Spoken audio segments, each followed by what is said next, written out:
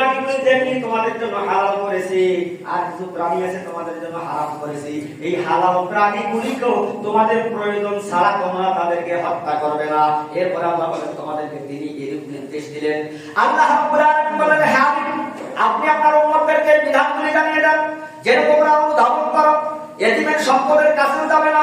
এরপরে ষষ্ঠ নম্বর আল্লাহ রাব্বুল আলামিন বলেন, হাবিব, আপনি আপনার উম্মতগুলিকে জানিয়ে দেন, ষষ্ঠ নম্বর তাদের ভিতরে যে গুণ থাকতে হবে, তারা যদি এতিমের সম্পদের কাছেও না যায়, এতিমের সম্পদ তারা যেন মেরে না খায়, এতিমের সম্পদ যারা যেন ভক্ষণ না করে।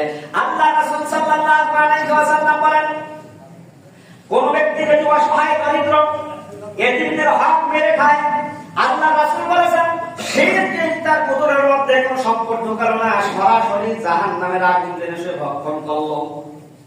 কত বড় কঠিন কথা। কিন্তু আমরা এটাকে একটা মামুলি বিষয় মনে করি। ও তো দেখাশোনা করার কোনো লোক নাই, ও তো কাগজপাতির হিসাব বোঝে না, ও ছোট্ট মানুষ কিচ্ছু বোঝে না, ও সম্পদগুলো আমি মেরে দিলাম। কিন্তু আপনি দুনিয়াতে একটা সম্পদ মেরে দিতে পারেন, দুনিয়াতে কোনো সাক্ষী না থাকতে পারে, দুনিয়াতে এটি আপনার বিরুদ্ধে না বলাতে পারে, কিয়ামতের ময়দানে আল্লাহ আপনার বিরুদ্ধে মামলা দায়ের করবে, সেই দিন আপনাকে জবাব দিয়ে তারপর পাঠাতে হবে। এই জন্য খাইতে গেলে একটু হিসাব নিকাশ করে খাওয়া দরকার। এরপরে বললেন কেবলমাত্র বয়সপ্রাপ্ত হওয়া পর্যন্ত তার রক্ষণাবেক্ষণ প্রয়োজন ছাড়া। আল্লাহ রাব্বুল আলামিন বললেন, যাদের উপরে রক্ষণাবেক্ষণের দায়িত্ব থাকে, বাবা মারা গিয়েছে, চাচার উপরে দায়িত্ব থাকে, বাবা মারা গিয়েছে, বড় ভাইয়ের উপরে দায়িত্ব থাকে, আল্লাহ রাব্বুল আলামিন বলেন, হে রাসূল, তাদেরকে এটা নিয়ে নেন, তারা প্রাপ্তবয়স্ক হওয়া পর্যন্ত তাদের যে দায়িত্ব পালন করবে, এবং তাছাড়া এবং পরিমাণ ওজন ন্যায়ভাবে পুরোপুরি দিতে হবে।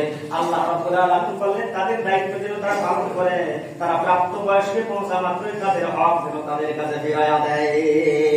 এরপরে আল্লাহ রাব্বুল আলামিন বললেন, পরিমাপ ওজনের ক্ষেত্রে ন্যায় বিচার ন্যায়ভাবে আপনাকে পরিমাপ দিতে হবে, ওজন সঠিক দিতে হবে, ওজনে আবার সঠিক নিতে হবে, ভেজাল দেওয়া যাবে না।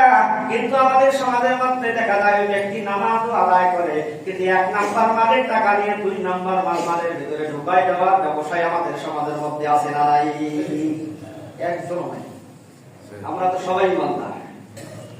আল্লাহ রাব্বুল আলামিন জানিয়ে দিচ্ছেন, আমি কাউকে তার সাতটা দিন ভার অর্পণ করি না।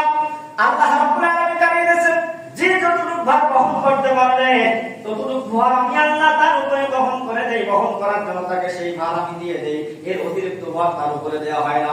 যখন তোমরা কথা বলবে তখন ন্যায় ইনসাফের সাথে কথা বলবে। এরপরে যে গুণটা থাকতে হবে, আল্লাহ রাব্বুল আলামিন বললেন, হাবিব, আপনি তাদেরকে জানিয়ে দেন, তারা যখন কোনো বিচার ফয়সালা করবেন, কখন কার সঙ্গে কথা হবে, তখন যেন তারা ন্যায় ইনসাফের ভিত্তিতে কথা বলে, কোনটা আমার চাচাতো ভাই, কোনটা আমার নিজের ভাই, কোনটা আমার মামা, এদিকে যেন না তাকায়। কারণ ইনসাফ ভিত্তিক বিচার করা লাগবে। ইনসাফ ভিত্তিক বিচার যদি আপনি সমাজের মধ্যে কায়েম করতে না পারেন, আপনি হাজার বছর তসবিহ নিয়ে জপলে সমাজ কোনোদিনও ভালো করা সম্ভব না। সমাজকে যদি আপনি পরিবর্তন করতে চান, সমাজের কাঠামো যদি আপনি ঠিক করতে চান, তাহলে ইনসাফ ভিত্তিক বিচার থাকতে হবে। কারণ আমাদের সমাজের মধ্যে দেখা যায় মুরব্বী ব্যক্তি হজে যাবেন, এই হজ যাওয়ার ক্ষেত্রে দেখা যায় জমি যা আছে সব কিছু ছেলেকে লিখে দিয়েছেন, মেয়েটাকে ডাক দিয়েছেন, মা শেষবারের মতো তোমার মুখটা একটু দেখতে চাই।